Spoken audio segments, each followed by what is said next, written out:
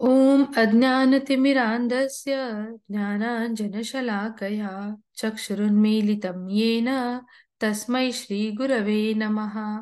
श्रीचैतन्यमनोभीष्टं स्थापितं येन भूतले स्वयं रूपकदा मह्यं ददाति स्वपदान्तिकं। हे कृष्ण करुणा सिंधो दीनबन्धो जगत्पते गोपेश गोपिका कान्ता राधा कान्ता नमोस्तुते। तप्त कांचन गौरंगी राधे वृंदावनेश्वरी वृषभानुसुते देवी प्रणमामि हरिप्रिये। नमः ॐ विष्णुपदाय कृष्णपृष्ठाय भूतले श्रीमते भक्ति वेदांत स्वामिन इति नामिने। नमस्ते सरस्वते देवे गौरवाणी प्रचारिणे निर्विशेष शून्यवादी पाश्चात्य देश तारिणे। जय हो श्री कृष्ण चैतन्य प्रभु नित्यानंद श्री अद्वैत गदाधर श्रीवासादि गौर भक्त वृंद। हरे कृष्णा कृष्णा कृष्णा हरे हरे हरे रामा राम रामा हरे हरे। हरे कृष्ण सर्वांना। तर आपण आपल्या अध्ययनाला सुरुवात करण्याआधी प्रभू श्रीकृष्णांच्या चरणी नतमस्तक होऊया आणि त्यांचा आशीर्वाद घेऊया। श्री श्री राधा गोविंदांच्या चरणी नतमस्तक होऊया आणि त्यांचा आशीर्वाद घेऊया। श्रीला प्रभुपादांच्या चरणी नतमस्तक होऊया आणि त्यांचा आशीर्वाद घेऊया। नामनिष्ठ दास प्रभूजींना वंदन करूया आणि माझ्या प्रेरणा पूजा माताजी, मनीषा माताजी आणि अन्वया माताजी यांना वंदन करून आज आपण आपल्या अध्ययनाची सुरुवात करूया। तर इस्कॉन श्री राधा गोविंद टेम्पल मंगलुरू यांच्या भगवद्गीता स्तर दुसरा या अध्ययनात तुम्हा सर्वांचं स्वागत आहे। तर आपण आपल्या पहिल्या 2 अध्यायांचं अध्ययन पूर्ण केलं होतं आणि तिसऱ्या अध्यायाचं अध्ययन सुद्धा आपण पूर्ण केलं होतं। थोडासा पाठ तिसऱ्या अध्ययनाचा राहिला आहे जो आपण आज पूर्ण करणार आहोत। तर आपल्या तिसऱ्या अध्यायाचं नाव आहे कृष्ण भावनेतील कर्म किंवा आपण ज्याला म्हणू शकतो कर्मयोग। मग या कर्मयोगाचं महत्व काय, कर्मकांडापासून कर्मयोगापर्यंत मग आपण योगशिडी सुद्धा पाहिली होती। मग कशा प्रकारे या योगशिडीद्वारे भगवंतांपर्यंत पोहोचता येतं किंवा या वेगवेगळ्या हे वेगवेगळे योग कसे शेवटी भक्ती योगाला जाऊन मिळतात आणि मग भक्ती योग का महत्वाचा आहे हे सुद्धा आपण थोडक्यात पाहिलं होतं। मग तर पुन्हा एकदा आपण थोडीशी मागच्या आठवड्यातली क्विक रिव्हिजन करूया आणि मग आपण आपला उर्वरित अध्याय सुरू करूया। तर आपण कृष्ण भावनेच्या या आपल्या कृष्ण भक्तीच्या या मार्गावरती आपण ज्या भगवद्गीतेचा अभ्यास करतोय त्याचं नाव आहे भगवद्गीता जशी आहे तशी आणि ती भक्ती वेदांत स्वामी प्रभुपाद यांच्या शिकवणीवर आधारित आहे। प्रभुपादांची भगवद्गीता जशी आहे तशी या पुस्तकाचा आपण अभ्यास करतोय। मग श्री श्री राधा गोविंदांचा आशीर्वाद घेऊया आणि मग थोडासा पहिला अध्याय आणि दुसरा अध्यायाचा सारांश। पहिला अध्याय होता युद्धभूमीवर सैन्यांचं निरीक्षण किंवा ज्याला आपण अर्जुन विषाद योग असंही म्हणतो। मग दुसऱ्या अध्यायाचं नाव होतं गीतेचा सारांश किंवा सांख्य योग। मग पहिल्या अध्यायामधल्या अर्जुनाने सांगितलेले युद्ध न करण्यामागची 4 कारणं होती। दया, आनंद नाही, पाप आणि पारिवारिक परंपरा किंवा कुटुंबाचा नाश होईल अशी 4 कारणं। आणि मग दुसऱ्या अध्यायात त्यांनी आपलं पाचवं कारण सांगितलं जे होतं असमंजस। मग आता त्याला दया येत होती। आपण ते सगळं खूप डिटेलमध्ये त्याचा अभ्यास केला आपण की या 5 कारणांबद्दल आपण अभ्यास केला किंवा चर्चा केली। मग कशा प्रकारे भगवंतांना शरण जाणं किंवा विनम्रता, किती विनम्रतेने अर्जुनाने भगवंतांना प्रश्न विचारला होता, किती विनम्रतेने त्यांनी मार्गदर्शन करा म्हणून मागितलं होतं भगवंतांना, त्यांनी आत्मसमर्पण केलं। मग आपण अर्जुनाची ही गोष्ट शिकण्यासारखी आहे। जेव्हा आपण गुरूंच्या समक्ष आत्मसमर्पण करतो, जेव्हा अर्जुनाने म्हटलं की तुम्हीच माझे परममित्र आहात, आता तुम्हीच माझे गुरु आहात, तर या असमंजसाच्या सिच्युएशन मध्ये मी काय करावं याचं मार्गदर्शन तुम्हीच मला करू शकता भगवंता. तुम्हीच मला मार्ग दाखवा. मग याच्यावरून आपण ही शिकवण सुद्धा घेतली होती. जेव्हा आपण भगवंतांसमोर आत्मसमर्पण करतो, आपल्या गुरूंसमोर विनम्र होऊन प्रश्न विचारतो, गुरूंचं तुम्हीच मार्गदर्शन करा असा प्रश्न गुरूंना जेव्हा विचारतो, तेव्हा नक्कीच प्रत्येक प्रश्नाचं उत्तर आपल्या गुरूंकडे असतं आणि ते आपल्याला अज्ञानाच्या या अंधकारातून, जसं आपण हे उदाहरण घेतलं होतं, आपण आपल्या बाबांचा हात धरून चालायला शिकतो, तसंच या कृष्ण भावनेच्या, कृष्ण भक्तीच्या या मार्गावरती आपलं बोट धरून ही वाटचाल कशी करायची आणि आपल्याला आपल्या परमपित्याजवळ, आपले बीजप्रदाता पिता जे आहेत, पूर्ण पुरुषोत्तम भगवंत श्रीकृष्ण, त्यांच्यापर्यंत पोहोचण्याचा मार्ग ते कसे दाखवतात, कशी आपली बोट धरून या वाटचालीमध्ये, आपल्या प्रत्येक वाटचालीमध्ये, आपल्या प्रत्येक पावलावरती आपले गुरु आपल्या सोबत असतात. मग आपण या गुरूंचं महत्व पाहिलं आपल्या दुसऱ्या अध्यायातून. आणि मग भगवंतांना शरण गेल्याने भगवंत किती दयाळू आहेत आणि आपल्या भक्तासाठी कसे ते, आपण जर एक पाऊल पुढे घेतलं तर ते 10 पावलं पुढे येऊन आपल्या भक्तासाठी ते कशी मदत करतात आणि ते किती परम दयाळू आहेत याची सुद्धा चर्चा आपण केली होती. मग आता आपण आपल्या या तिसऱ्या अध्यायामध्ये, आता अर्जुनाने प्रश्न केला होता की तो त्याच्या मनामध्ये असमंजस निर्माण झालाय की मी माझं कर्तव्य पूर्ण करावं, जो क्षत्रिय आहे जन्मतःच त्याला मिळालेलं जे कर्म आहे युद्ध करण्याचं, ते पूर्ण करावं, की ह्या सगळ्याचा त्याग करून कर्मफळाची चिंता न करता त्याचा त्याग करून जंगलामध्ये जाऊन मी संन्यास घेऊन भगवान विष्णूंना प्रसन्न करू. नक्की मी काय करू? त्याग करणं महत्वाचं आहे की निष्काम कर्मामध्ये कार्य करणं महत्वाचं आहे? या दोन्हीमध्ये नक्की माझ्यासाठी काय योग्य आहे भगवंता? जेव्हा तुम्हीच माझे परममित्र आहात, तुम्हीच माझे गुरु आहात, आता मग तुम्हीच मला मार्गदर्शन करा. अशा या सिच्युएशन मध्ये किंवा जिथे मी कन्फ्यूज झालोय, मग आता आपण आपल्या लाईफमध्ये अनेक वेळा कन्फ्यूज होतो. प्रत्येक छोट्या छोट्या गोष्टीमध्ये आपल्याला प्रश्न पडतो, हे करू की ते करू? मग आपल्याला प्रश्न पडतो, हा ड्रेस घालू की तो ड्रेस घालू? छोटे छोटे प्रश्न असतात.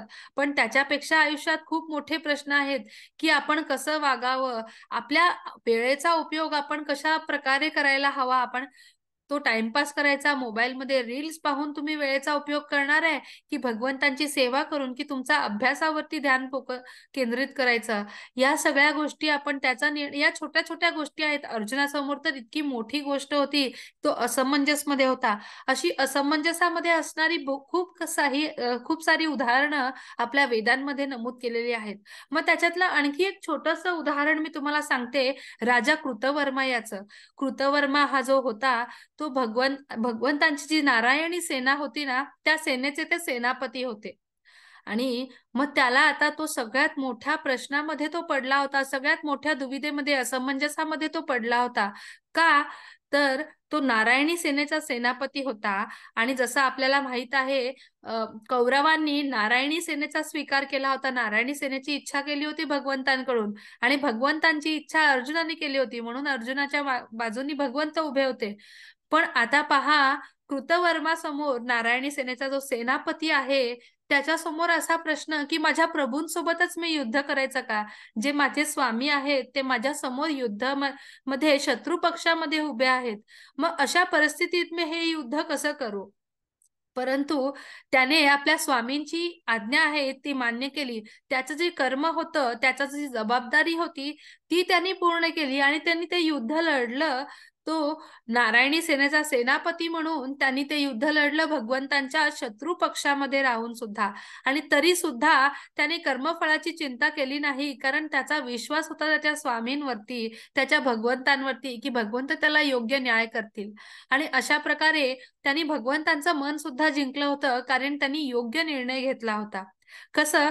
तर त्याचं जे कर्म आहे, त्याचं जे कर्तव्य आहे, नारायणी सेनेचा सेनापती म्हणून त्याचं जे कर्तव्य आहे, त्यांनी ते पूर्ण निभावलं होतं. आणि या कृतवर्माच्या उदाहरणावरून सुद्धा आपण पाहतो की आपलं जे काम आहे ते आपण जेव्हा मनापासून भगवंतांसाठी आणि भगवंतांना अर्पण करून पूर्ण करतो, तेव्हा नक्कीच भगवंतांना आपण प्रसन्न करतो. फळाची इच्छा करत नाही आणि जेव्हा आपण फळाची इच्छा करत नाही त्याच क्षणी भगवंत आपल्या त्या जीवावरती, त्या आत्म्यावरती, त्या व्यक्तीवरती प्रसन्न होतात. मग आता या उदाहरणावरून तर आपण पाहिलं की त्याग करणं महत्वाचं आहे की निष्काम कर्मामध्ये कार्य करणं महत्वाचं आहे. मग पुढे आता आपण या पहिला आणि दुसरा श्लोक पाहिला, जिथं आपण पाहिलं की अर्जुनाने प्रश्न विचारला. या अध्यायाची सुरुवात अर्जुनाच्या प्रश्नाने झाली होती आणि मग त्यांनी प्रश्न विचारला होता की हे भगवंता, तुझी इच्छा आहे की मी हे युद्ध करावं, पण मग तुला असं वाटतं का की फलदायी कर्मापेक्षा बुद्धिमत्ता श्रेष्ठ आहे, बुद्धीनं वागणं हे श्रेष्ठ आहे? म्हणजे अर्जुनाला काय विचारला होता? तो एक श्रेष्ठ योद्धा होता, तो अतिशय विचारवंत, बुद्धिवंत सुद्धा होता. मग त्याला काय वाटत होतं की माझ्या कर्मांचा त्याग करावा आणि जंगलात जाऊन संन्यास घ्यावा.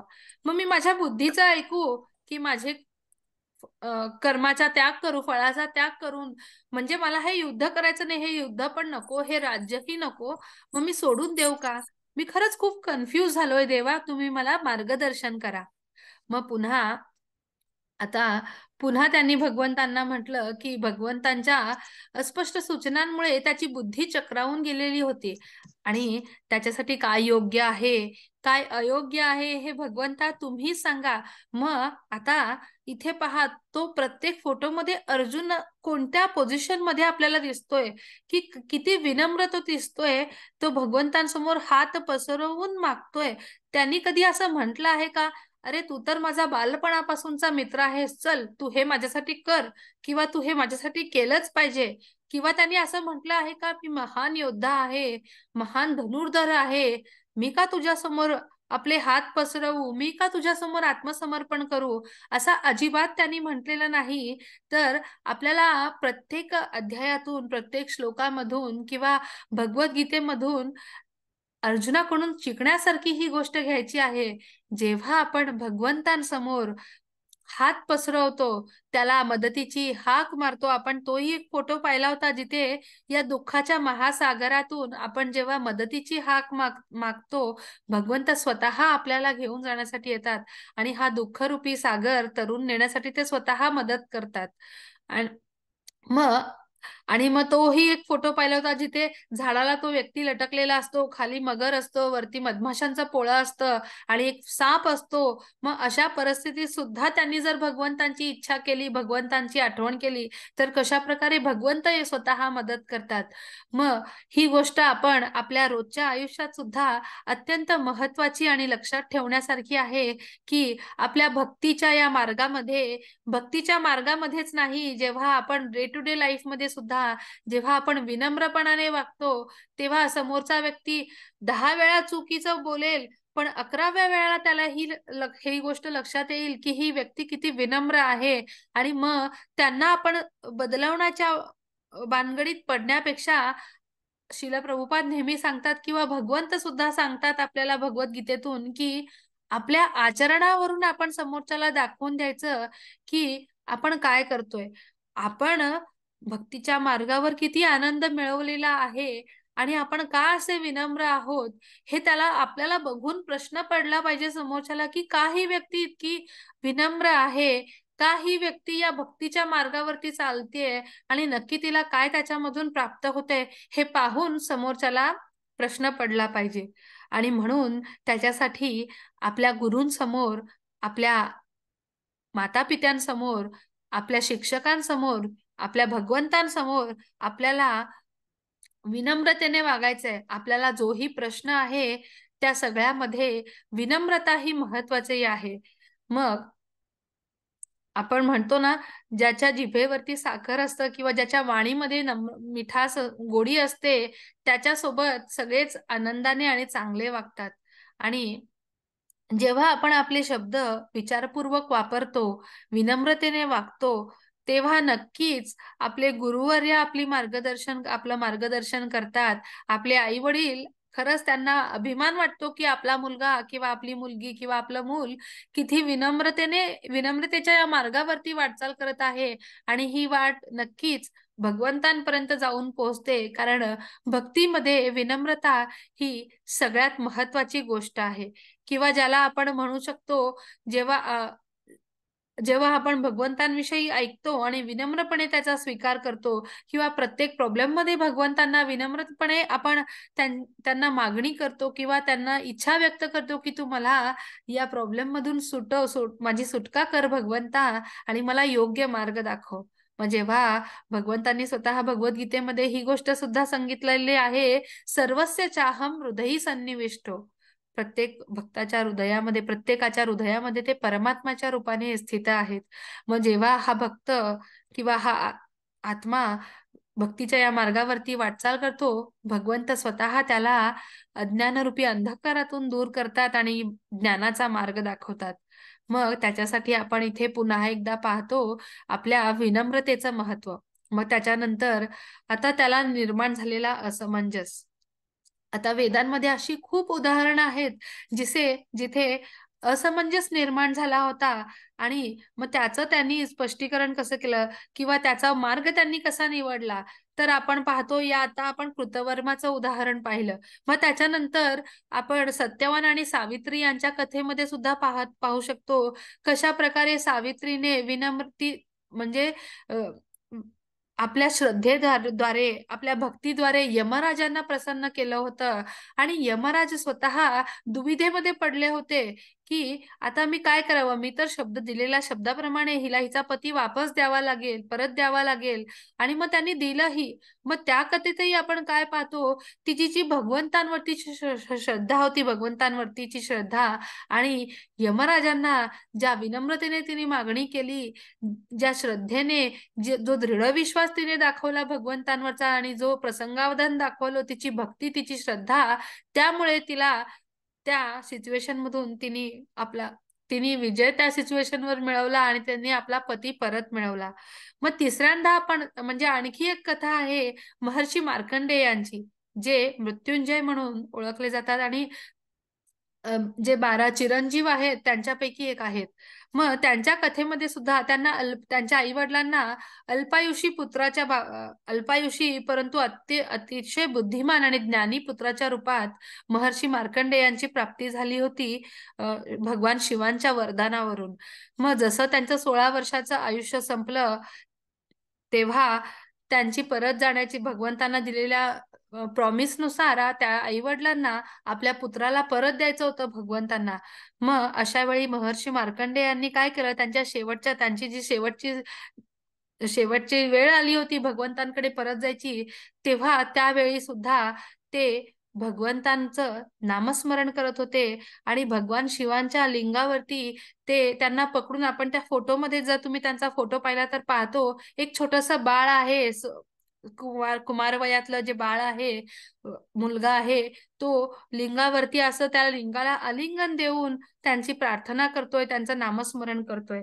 आणि महर्षी मार्कंडेय भगवान विष्णूंचे खूप मोठे भक्त होते आणि आई वडिलांना त्यांच्या भगवान शिवांकडून आशीर्वाद मिळाल्यामुळे ते शिवांचीच आराधना करू लागले. मग जेव्हा यमराज आले, त्यांना खुद्द आता प्रश्न पडला यमदूतांना, की आता कसं न्यायचं? म्हणजे जर त्यांनी तो आपल्या काळाचा फास मार्कंडेयांवर टाकला असता, तर तो शिवलिंगावरती सुद्धा पडला असता आणि जेव्हा त्यांनी तो प्रयत्न केला, भगवान शिव स्वतः प्रकट झाले तिथे आणि तो माझा भक्त आहे, तुम्ही त्याला परत घेऊ शकत नाही, कारण त्याला मी माझं आयुष्य देतोय, अशा प्रकारे महर्षी मार्कंडेय हे चिरंजीव झाले होते. आणि मग त्यांनी यमदूतांनाही कन्फ्यूज केलं होतं. यमराजांपुढेही प्रश्न पडला होता. कशामुळे? त्यांच्या भक्तीमुळे, त्यांच्या आराधनेमुळे, भगवंतांवरती असणाऱ्या त्यांच्या विश्वासामुळे. मग आता प्रत्येक कथेमध्ये आपण पाहतो, जेव्हा असं धिस वे, दॅट वे और अदर वे, कोणत्या मार्गावरती जाऊ, जेव्हा आपण कन्फ्यूज होतो, जेव्हा आपण दुविधेमध्ये फसतो, मग या कथांवरून आपण काय शिकतो, की आपण जेव्हा भगवंतांसमोर आत्मसमर्पण होतो, मार्ग या कन्फ्युजन मध्ये मी काय करू, असं आपण कोणत्या इतर जीवाला विचारण्यापेक्षा जेव्हा आपण खुद्द भगवंतांना मार्गदर्शनाची इच्छा व्यक्त करतो, तेव्हा आणि जेव्हा आपण भगवंतांवरती भक्ती करतो, त्या भक्तीच्या मार्गावरती वाटचाल करत असतो, तेव्हा हृदयामध्ये बसलेला हा जो परमेश्वर आहे ना, तो आपल्याला नक्कीच एक प्रकाशाची मार्ग दाखवतो आणि तोच मार्गदर्शन करतो, की या सिच्युएशनमध्ये आपण कसं वागायचं ते. मग आता आपण दुविधा जेव्हा असते, तेव्हा कसं वागायचं याचं मार्गदर्शन आपण पाहिलं वेगवेगळ्या कथेंच्या माध्यमातून. मग पुढे आपण या पुढच्या दुसऱ्या भागामध्ये आपण पाहतो, की निष्काम कर्मयोग म्हणजे काय? कृष्ण भावना भवित कर्म म्हणजे काय? आणि भगवंतांना केंद्रस्थानी ठेवून ईशावास्यम या तत्वाचा अंगीकार कसा करायचा? आणि ईशावास्यम म्हणजेच भगवंतांना केंद्रस्थानी ठेवून आपली प्रत्येक कार्य, कर्म करणं, आपल्या कर्मफळं सगळी भगवंतांना अर्पण करणं आणि आपल्या प्रत्येक इंद्रियाचा आणि अवयवांचा उपयोग भगवंतांच्या संतुष्टीसाठी करणं, आपलं प्रत्येक कर्म भगवंतांच्या संतुष्टीसाठी करणं म्हणजेच निष्काम कर्मयोगाबद्दल आपण माहिती घेतली. मग त्याच्यानंतर पुढे आपण पुढच्या श्लोकात पाहिलं, की आता अर्जुनाने प्रश्न विचारला होता आणि भगवंत एका उत्तम गुरुसारखे त्याचे सगळे प्रश्न त्यांनी पाहिले आणि मग त्याला मार्गदर्शन करण्यासाठी त्यांनी सुरुवात केली. मग त्यांनी भक्तिमय सेवेद्वारे भगवंतांना कसं समजून घेता येतं आणि हे पापरहित अर्जुना म्हणजे अर्जुनाला या श्लोकामध्ये त्यांनी अनघ असं संबोधलेलं आहे. मग आपण याची सुद्धा विस्तारित चर्चा केली होती, की भगवंतांनी अर्जुनाला अनघ असं का संबोधलं होतं, याची चर्चा आपण केली होती.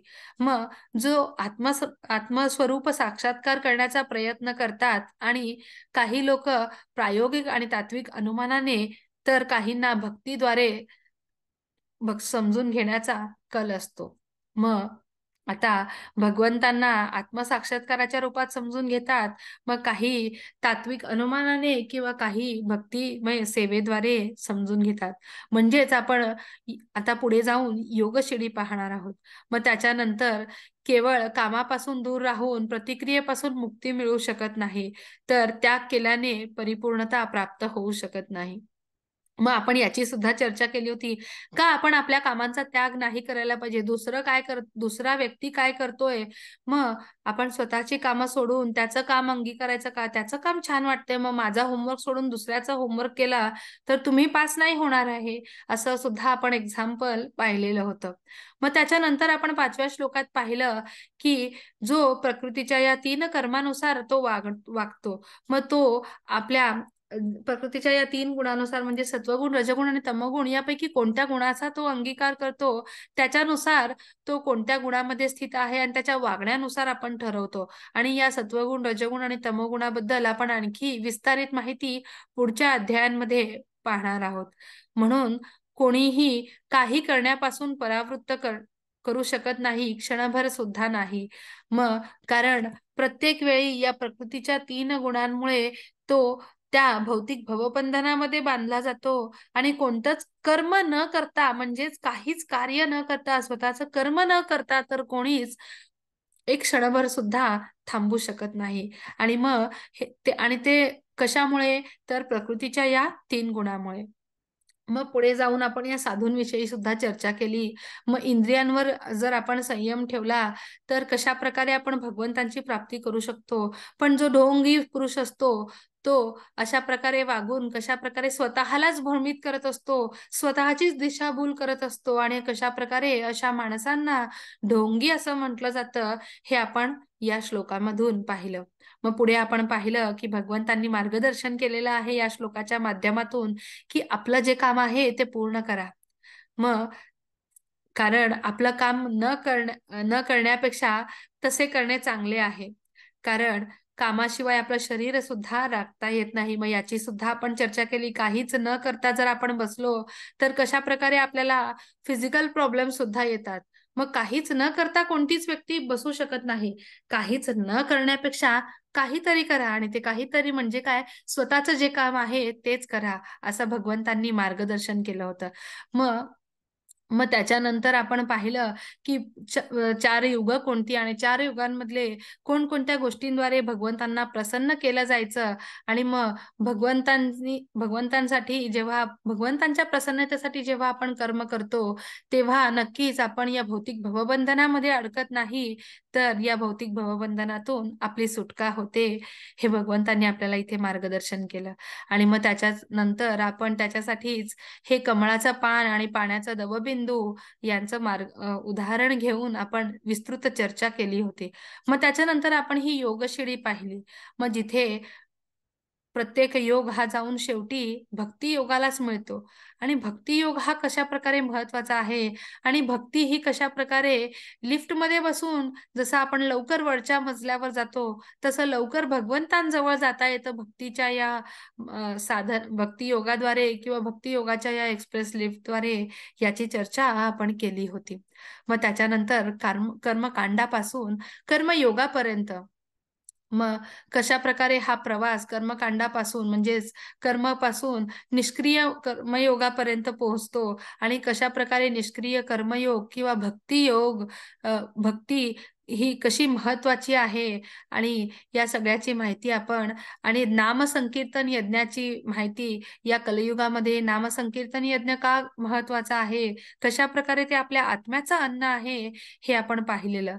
मग त्याच्यानंतर आपण अन्नचक्राची माहिती पाहिली, जिथं आपण भगवंतांना अर्पण केलेलं अन्न आपण का स्वीकार करावं, कशा प्रकारे ते निर्जंतुकी करतं, निर्जंतुकी करून त्याच्यामधलं सगळं पाप काढून घेऊन भगवंत आपल्याला फक्त पुण्य आणि आशीर्वाद प्रदान करतात त्या प्रसादममधून आणि प्रसादमचं महत्व आपण पाहिलं, अन्नचक्र पाहिलं आणि मग आपण ही पण चर्चा केली की सायंटिफिकली जरी आपण त्याचं अनालिसिस केलं तर कशा प्रकारे प्रसादम हे अतिउत्तम फूड आहे हे सायन्स सुद्धा प्रूव्ह करू शकतं आणि त्याच्यासाठी कोणतं लॉजिक नाही तर सायन्स द्वारे सुद्धा आपण प्रूव्ह करू शकतो की कशा प्रकारे प्रसादम हे उत्तम असतं आणि आपण त्याची सुद्धा डिटेल चर्चा आधीच्या क्लासमध्ये केलेली होती.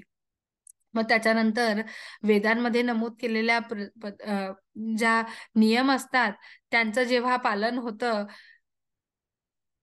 तेव्हा भगवंत स्वतः जेव्हा व्यक्ती त्या वेदांचा नियम आणि वेदांमध्ये नमूद केलेला नियम आणि वेद यांचं त्यांना फॉलो करतं किंवा त्यांचं पालन करतं तेव्हा भगवंत स्वतः त्यांच्या कृतींमध्ये त्यागाच्या परिणामी सर्वव्यापी पराक्रम हे त्यागाच्या कृतींमध्ये शाश्वतपणे स्थित आहेत. मग भगवंत स्वतः जसं आपण पाहिलं हृदयामध्ये राहून त्यांना ज्ञानरूपी प्रकाशाचा मार्ग दाखवतात. कारण जेव्हा त्यांनी फळांचा त्याग केलेला असतो, जिथे आपण फळांचा त्याग करतो तेव्हाच आपण या भौतिक भवबंधनाशी सुटका मिळवतो आणि भगवंतांच्या निवासस्थानी अग्रेसर होतो.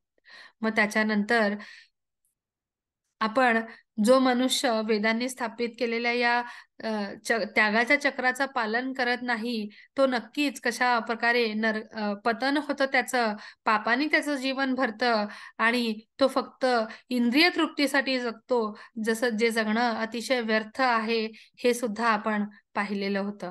मग त्याच्यानंतर आपण एक आदर्श एक्झाम्पल उदाहरण सेट करण्यासाठी आपल्या कर्मफळांचा त्याग केला पाहिजे. मग त्याच्यासाठी आपण कशा प्रकारचं जीवन व्यतीत करायचं मग आपण पुढे पाहिलं होतं आणि एक्झाम्पल्सही आपण घेतले होते की जसं काय म्हणतात सॉरी हिरो हिरोईनचं अनुसरण करतात लोक किंवा नेत्यांचं अनुसरण करण्याचा प्रयत्न करतात. मग जेव्हा समाजातली प्रतिष्ठित व्यक्तीचं लोक अनुसरण करण्याचा प्रयत्न करतात तेव्हा ही गोष्ट अर्जुनाशी कशी रिलेटेड होती तर अर्जुनानी आपल्या उदाहरणाद्वारे दाखवून द्यायला हवं की कशा प्रकारे तो प्रत्येक स्थितीमध्ये भगवत भक्तीमध्ये आपलं आचरण करतोय आणि तीच गोष्ट आहे ज्याच्यानी पारिवारिक परंपरा ही दूर होणार नाही. मग त्याच्यानंतर आपण पाहिलं होतं सॉरी आपण आय थिंक आता इथून सुरुवात करायची आहे. मग 3ऱ्या अध्यायातला 27वा श्लोक प्रकृते हे क्रियमाणानी गुणैः कर्माणि सर्वशः अहंकार विमूढात्मा कर्ताहम इति मन्यते. खोट्या अहंकाराच्या प्रभावाने चकित झालेला आत्मिक आत्मा स्वतःला भौतिक निसर्गाच्या 3 प्रकारांनी चालणाऱ्या क्रियांचा कर्ता समजतो. मग जो भगवंतांचं अस्तित्व मानत नाही, ज्याला स्वतःच मीच माझ्या स्वामी आहे किंवा माझं घर, माझे पैसे, माझं जीवन, ही जी मीपणाची भावना असते, त्याला खोटा अहंकार आपण म्हणू शकतो. आणि तो असा जो खोटा अहंकार असतो, तो भौतिक निसर्गाच्या 3 प्रकारांनी चालणाऱ्या क्रियांचा कर्ता समजतो. म्हणजेच प्रकृतीचे जे हे 3 गुण आहेत, सत्वगुण, रजोगुण आणि तमोगुण, यामध्ये तो बांधलेला असतो आणि या 3 प्रकारांनी चालणाऱ्या क्रियांचा तो कर्ता समजतो. म्हणजे इथे जे आपण जे पाहतोय भातुकलीचा खेळ किंवा जे आपण जत्रेमध्ये किंवा पाहतो अशा गोष्टी जिथे भावल्यांना दोऱ्यांद्वारे बांधलेलं असतं आणि कोणी जो एक मनुष्य असतो तो कसा त्या दोऱ्यांना चालवतो, तशा प्रकारे त्या भावल्या चालतात. म्हणजे आपण या प्रकृतीच्या 3 गुणांच्या, जे सत्वगुण, रजगुण आणि तमोगुण जे आहेत, त्यांच्या हातातली आपण कठपुतळी आहोत आणि ते गुण आपल्याला चालवत आहेत, कारण आपण त्यांच्या बंधनामध्ये आहोत. मग ही कठपुतलीला असलेले हे दोरे कसे तोडायचे? तर आपण ते आपल्या भक्तीने, आपल्या त्यागाने, म्हणजेच आपल्या कर्मफळाची चिंता न करता आपण जेव्हा भगवंतांप्रती प्रेम दाखवतो, हे म्हणजेच पहा, आपण एका दोरीने बांधलेलो आहोत आणि आपण ती दोरी सुटवायची असेल तर आपण कुठे दुसरीकडे कुठेतरी फोर्सफुली विरुद्ध दिशेने चालण्याचा प्रयत्न करतो, तेव्हा या दोरीवरती ताण पडून ती दोरी तुटू शकते. अगदी तसंच मग जेव्हा आपण या बंधनात, या मायाच्या जंजाळामध्ये फसलेलो आहोत आणि ही जर कठपुतलीच्या ह्या दोरी सुटवायच्या आहेत आपल्याला, तर आपण भगवंतांप्रती जेव्हा आपण आपली वाटचाल सुरू करतो, आपली भक्ती करतो, भगवंतांवरती प्रेम करतो, तेव्हा ही दोरी क्षीण होते, हे प्राकृतिक जंजाळातून आपली मुक्तता होते आणि आपण भगवंतांच्या निवासस्थानी जातो. तर मग भौतिक स्वरूपाच्या 3 पद्धती आहेत. मग सत्वगुण, रजोगुण आणि तमोगुण. मग सत्वगुणामध्ये स्थित असलेला व्यक्ती, रजोगुण आणि तमोगुणामध्ये स्थित असलेला व्यक्ती, मग त्याची गुणं कशी आहेत, तो कसा झोपतो, उठतो, त्याचे सवयी, आहार पद्धती कशा असतात, याची सगळी विस्तारित माहिती आपण पुढच्या अध्यायांमध्ये घेऊया. मग त्याच्यानंतर अहंकारामुळे चुकीची प्रवृत्ती निर्माण होते. नेहमी मीच बरोबर असतो, मला शिकवू नका, असं जो अहंकारामध्ये असतो, जो मीपणाच्या भावनेत मध्ये असतो, तो अशा या चुकीच्या एका दुनियेमध्ये, तो स्वतःच्या दुनियेतच असतो, ज्याला जिथे तो स्वतःला स्वामी मानत असतो. पण अस्तित्वामध्ये भगवंत या 3ही लोकाचे स्वामी आहेत आणि त्यांच्याद्वाराच ही सृष्टी निर्मिलेली आहे, ही गोष्ट तो विसरतोय. आणि आपण भगवंतांच्याच घरामध्ये राहतोय, ही प्रत्येक गोष्ट भगवंतांनी निर्माण केलेली आहे, ही गोष्ट सुद्धा तो विसरतो. आणि वेदांमध्ये नमूद केलेल्या नियमांचा सोडा तो भगवंतांवरती सुद्धा विश्वास ठेवत नाही. मग अहंकारामुळे काय होतं, जसं आपण गेममध्ये पाहतो, एक वेगळ्या दुनियेमध्ये आपण ती व्यक्ती जगत असते, अहंकाराच्या दुनियेमध्ये, सेल्फिशनेसच्या दुनियेमध्ये, मीपणाच्या त्या दुनियेमध्ये त्या व्यक्तीची एक नवीन म्हणजेच जसं मायेने एक नवीन आवरण तयार झालेलं आहे, या मायेच्या प्रभावामुळे तो स्वतःभोवती आणखी एक आवरण तयार करतो, ते अहंकाराचं, ज्याला मिथ्या अहंकार म्हटलं जातं. मग जिथे शुक्राचार आणि बळी महाराजांच्या या कथेमध्ये शुक्राचार बळी महाराजांना अहंकारामुळे थांबवतात. मग बळी महाराजांना कसा अहंकार झाला होता आणि त्याच्यानंतर कशा प्रकारे हा अश्वमेध यज्ञ जो होता त्याचं ती स्टोरी माहित आहे का कोणाला? कोणी सांगू शकतं का ही स्टोरी? जर तुम्हाला माहित असेल तर अगदी थोडक्यात आपण थोडस चर्चा करूया. कोणाला माहिती माताजी आहे ही स्टोरी? प्रभू. हो, सांग ना ध्रुव. हा. अ, एकेकाळी राक्षसांचे राजा बळी राजा होते आणि आपल्याला माहितच आहे की राक्षसांचे गुरु शुक्राचार्य होते. एक बळी राजा अश्वमेध यज्ञ करत असतात आणि तो पूर्ण झाल्यावर ते इंद्रस्थानी जाणार असतात. त्यामुळे इंद्राला खूप भीती वाटत असते. मग इंद्र विष्णूंकडे जातात आणि म्हणतात की विष्णू मला मदत करा, मी काय करू आता? तेव्हा मग विष्णू म्हणतात की मी एक माझा अवतार घेईन आणि त्यात मी बळीराजांचा अहंकार दूर करीन. तेव्हा मग अ, विष्णू एका वामन अवतार घेतात आणि बळीराजाच्या यज्ञस्थानी जातात. तिथे म्हणतात की मला बळीराजांना भेटायचंय, तिथल्या राक्षसांना. शुक्राचार्यांना समजतं की हे विष्णू आहेत. ते सांगतात की बळीराजा तू थांब, कायही करू नकोस. तेव्हा मग बळीराजा काय ऐकत नाही त्यांचं आणि वामनकडे जातात. आणि मग विष्णू वामन रूपात असतात ना, तेव्हा बळीराजांना म्हणतात की मला फक्त 3 पावलं जागा दे. तेव्हा बळीराजा म्हणतो चालेल, पण शुक्राचार्य त्यांना तेव्हा पण थांबवत असतात. मग बळीराजा काय तेव्हा पण त्यांचं ऐकत नाही. मग त्यानंतर विष्णू खूप मोठं रूप घेतात. बळीराजाला काय माहित नसतं तेव्हा. विष्णू खूप असं मोठं रूप घेतात आणि पहिल्या पावलात संपूर्ण म्हणजे धरती व्यापून घेतात. दुसऱ्या पावलात सगळं स्वर्ग ते सगळं आकाश व्यापून घेतात ते. आणि म्हणतात की मी तिसरं पाऊल कोठे ठेवू. तेव्हा बळीराजांना समजतं की हे दुसरे तिसरे कोणी नसून विष्णू आहेत. आणि तेव्हा ते त्यांना शरण जातात आणि म्हणतात की तिसरं पाऊल तुम्ही माझ्या डोक्यावर ठेवा. अशा प्रकारे त्यांचा अहंकार जातो. खूप सुंदर, खूप छान सांगितलंस तू ध्रुव. आणि मग तेव्हा त्यांनी शरणागती पत्करलेली आहे, भगवंतांना माफी मागितली, क्षमा मागितली, तिसरं पाऊल त्याच्या डोक्यावरून ठेवून, परंतु त्यांना नरकामध्ये त्यांना प्रवेश करावा लागतो बळीराजांना. मग तेव्हा परंतु बळीराजा त्या त्या घटनेनंतर भगवंतांचे परमभक्त बनतात आणि भगवंत त्या भक्ताची सेवा त्याचे द्वारपाल बनवून तिथे नरकामध्ये त्यांची सेवा करतात. आपल्या भक्ताची इच्छा पूर्ण करतात, की भगवंतांच्या सहवास लाभण्याची इच्छा ते पूर्ण करतात. मग इथे आपण पाहतो भगवंत इतके दयाळू आहेत, किंवा आपण पुढे जाऊन आपल्या कृष्णा या पुस्तकाचा सुद्धा आपण अभ्यास करणार आहे. तिथे वेगवेगळ्या असुरांना भगवंतांनी कसा अंत केला आणि भगवंतांच्या कडून त्यांचा अंत झाल्यामुळे त्यांना कशी मुक्ती मिळाली, कसे ते ब्रह्मामध्ये विलीन झाले, किंवा जन्ममृत्यूच्या बंधनातून त्यांची कशी मुक्ती झाली.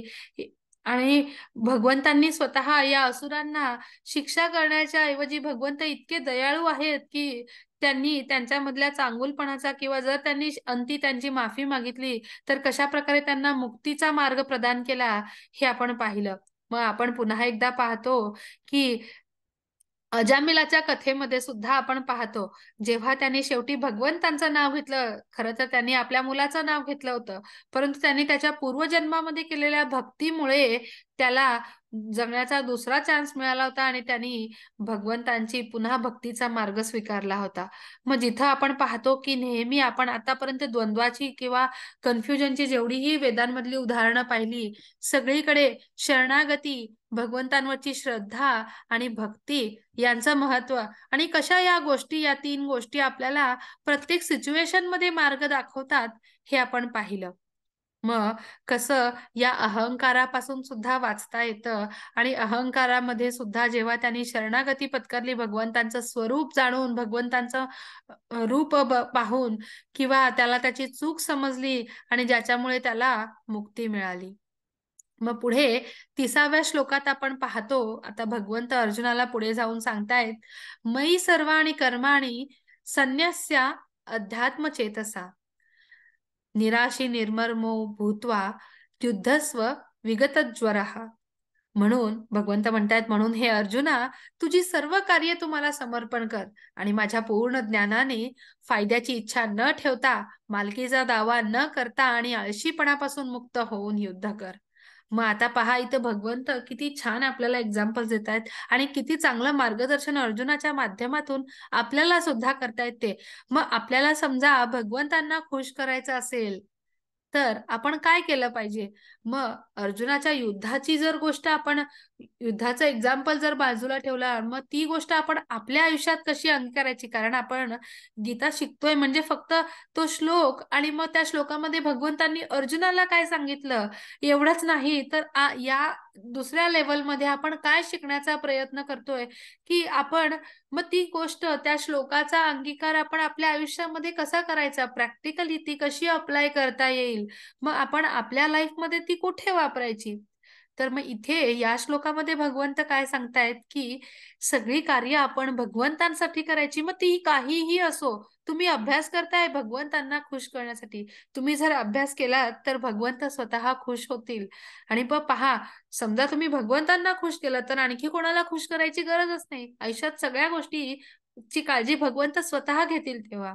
मग भगवंतांचं हे जेव्हा पूर्ण ज्ञान मिळतं, भगवंत सर्व जगाचे स्वामी, संपूर्ण चर अचर जीवांचे स्वामी, सृष्टीतील प्रत्येक वस्तूचे निर्माते तेच आहेत. मग हे जेव्हा जाणतो तेव्हा मी जे काय करतोय ते भगवंतांसाठी करतोय.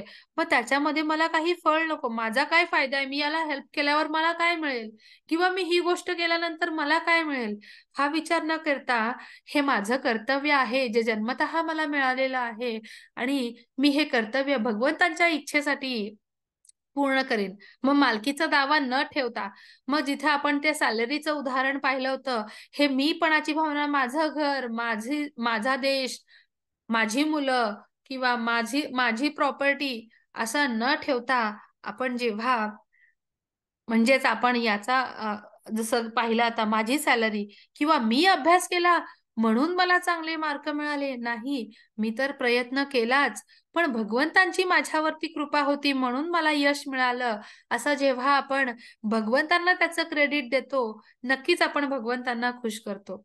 आणि मग पुढे आळशीपणापासून मुक्त. मग आळस हा माणसाचा शत्रू आहे असं आपल्याला का सांगतात आपले टीचर्स, आपले आई वडील? कारण भगवंतांनी सुद्धा खुद्द आपल्याला हेच सांगितलं आहे, आपण नेहमी ऍक्टिव्ह असलं पाहिजे. आपलं शरीर हे नुसतं स्थूल आळशीपणामध्ये बसल्यावर शरीराला सुद्धा अनेक प्रकारचे रोग होतात. नुसते शरीरालाच नव्हे तर मानसिक रोग सुद्धा होतात. मग जेव्हा आपण आळसाला झटकून देतो, ऍक्टिव्हपणे आपण कार्य करतो, आपला अभ्यास करतो, प्रत्येक गोष्टीमध्ये आपण तत्पर असतो, निरोगी राहण्याचा प्रयत्न करतो, मग तेव्हा आपण स्वतःची कामं पूर्ण करतो, भगवंतांनाही संतुष्ट करू शकतो. मग भगवंतांना संतुष्ट करणं, this is second step. But first step is, जेव्हा तुम्हाला स्वतःचीच कामं पूर्ण करायची आहेत, मग त्याच्यासाठी तुम्ही तंदुरुस्त असायला पाहिजे.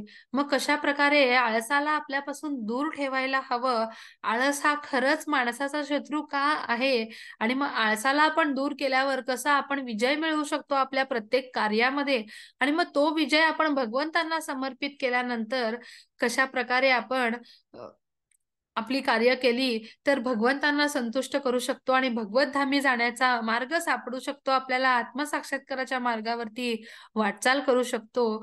फक्त आपल्या रुटीन मध्ये, आपण आपल्या थिंकिंग मध्ये चेंज केल्यावर, आपण ऍक्टिव्ह राहिल्यावर, आळसाला आपण झटकून दिल्यानंतर कसे आपल्याला फायदे ते आपल्यासाठीच होतात, ते सुद्धा आपण आपल्या या श्लोकामधून पाहतो.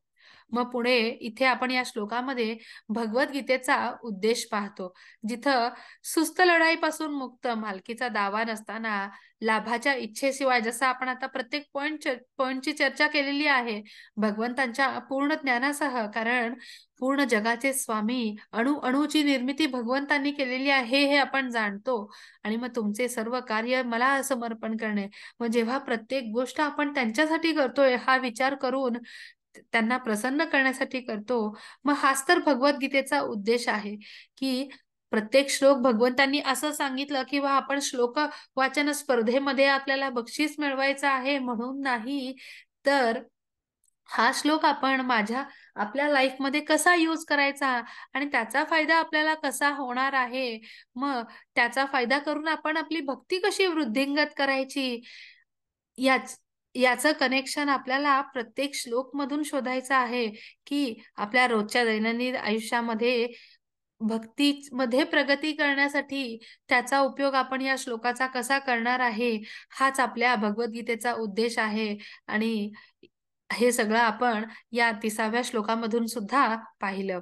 मग पाचवा भाग, की शत्रूवर अंतिम विजय मिळवणे, म्हणजेच वासनेवरती विजय मिळवणे. म्हणजे शत्रू म्हणजे काय, आपण आता अर्जुनासारखं युद्ध लढायला नाही जाणार, किंवा कोणी आपला फिजिकल शत्रू नसतो. मग जसं आपण पाहिलं की सत्ययुगामध्ये 2 ग्रहांवरती युद्ध झालं होतं. मग त्याच्यानंतर त्रेतायुगामध्ये 2 देशांमध्ये युद्ध झालं होतं. द्वापर युगामध्ये एकाच कुटुंबामधल्या 2 चुलत भावंडांमध्ये युद्ध झालं होतं.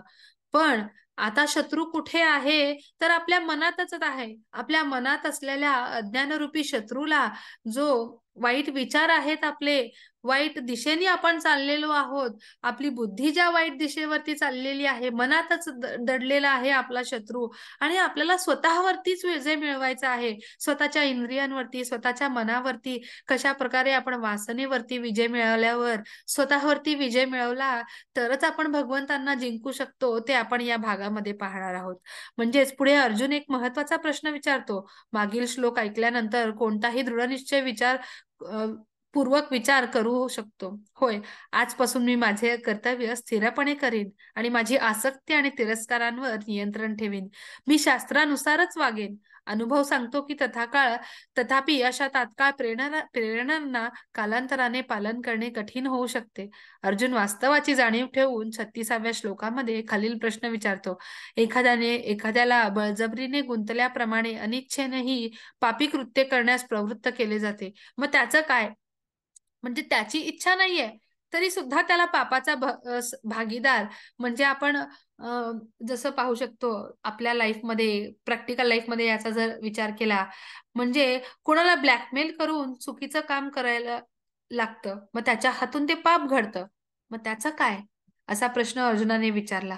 मग या श्लोकामध्ये आपण पाहतो, पहा, धूमेना वियते विन्ह अन अर न अर अर्यथार्दशो मलेन च यथोब्लेनावृत्तो गर्भस्तथा तेने दमावृतम. मग जसा अग्नी धुराने झाकलेला असतो, जसा आरसा धुळीने झाकलेला असतो, किंवा भ्रूण जसा गर्भाने झाकलेला असतो, तसा जीव या वासनेच्या विविध अंशांनी झाकलेला असतो.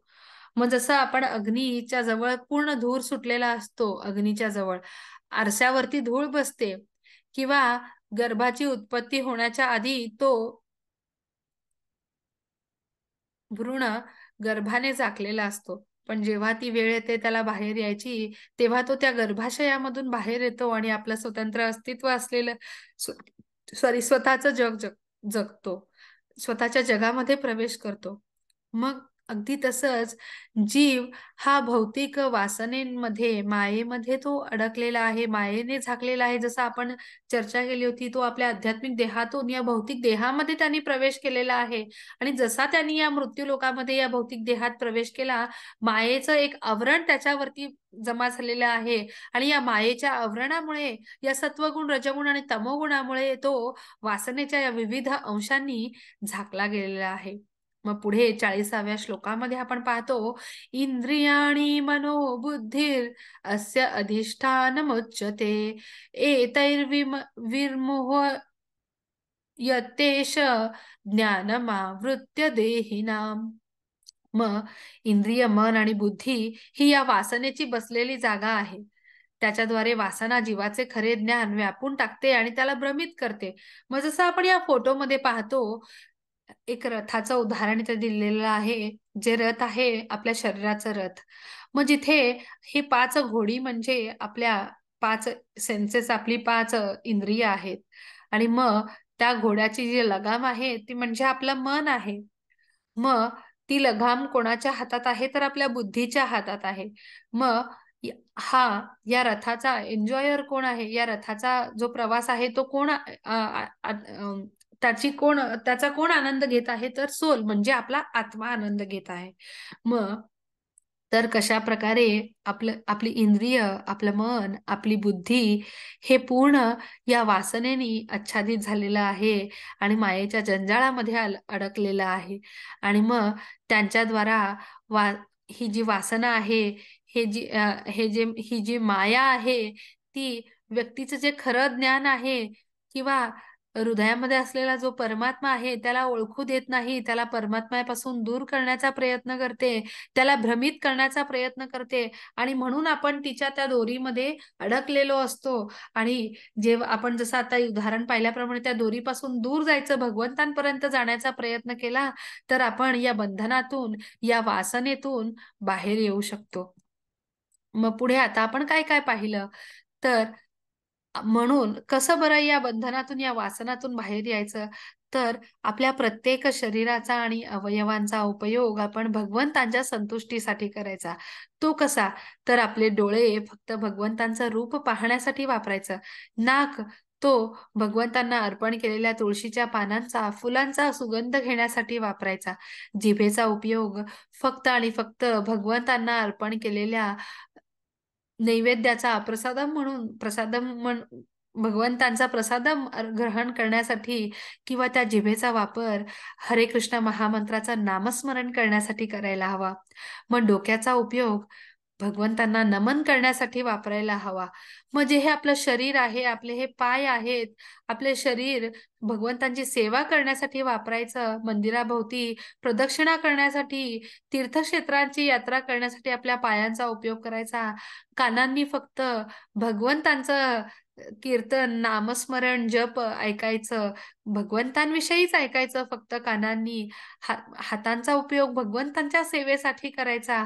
अशा प्रकारे आपल्या प्रत्येक इंद्रियांचा आणि अवयवांचा उपयोग जेव्हा आपण भगवंतांचे साठी करतो, म्हणजेच या इंद्रियांचे स्वामी ऋषिकेश यांच्या संतुष्टीसाठी करतो, तेव्हा नक्कीच आपण या वासनेच्या आवरणातून बाहेर येतो आणि आपली हृदयामध्ये स्थित असलेल्या परमात्म्याला आपण ओळखतो. शरीर आणि आत्मा यांच्यातला फरक ओळखतो आणि आत्मसाक्षात्काराच्या या मार्गावरती आपलीच वाटचाल सुरू होते.